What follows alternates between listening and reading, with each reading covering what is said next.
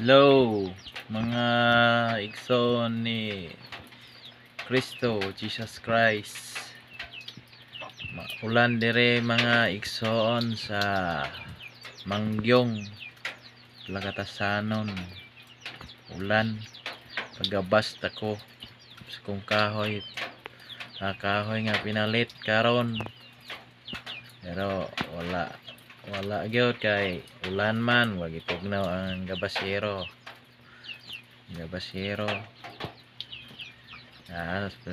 Dili pa guro panahon mga igsoon, ang dili lang kita o padayon ra gyud ta mga igsoon, taliwala sa mga panahon. Nagaganda gyud ta sa pamuhat sa balaang espiritu, ilang ta magdali kay wala gyud ta makapanagiya og oras og panahon. Dili gyud kita tag-iya kung ang ato lang kapasidad mo'y ato ang gamiton, tawhanong kapasidad, dili nato kaya mga igsoon. Kaya lang magkuha gyud tag kusog kaalam sa Ginoo para ma-accomplish in English man, para naagyo tayo mabuhat, ma-achieve yung mayo lang yung tagtabang sa Ginoo mga igsoon.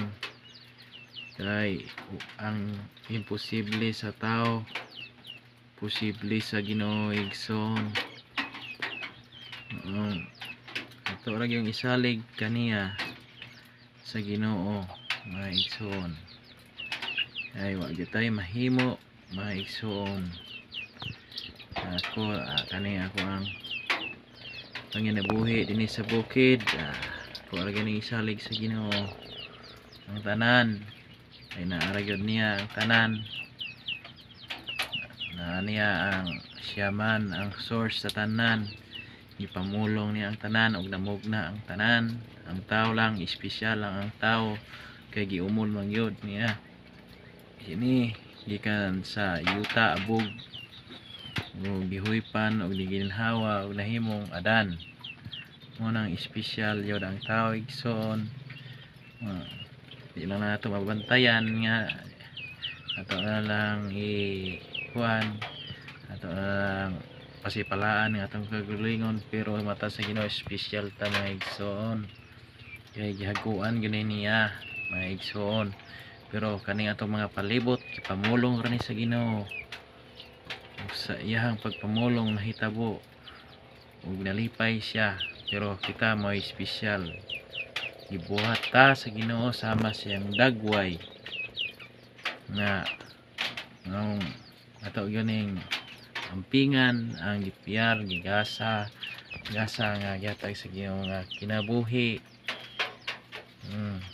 Paimot-on nato gibuhat sa Ginoo para muday musimba dili mo yukbo og laing Dios kundi siya lang kay bubuhan ang Dios may igsoon. So God bless, maura na igsoon.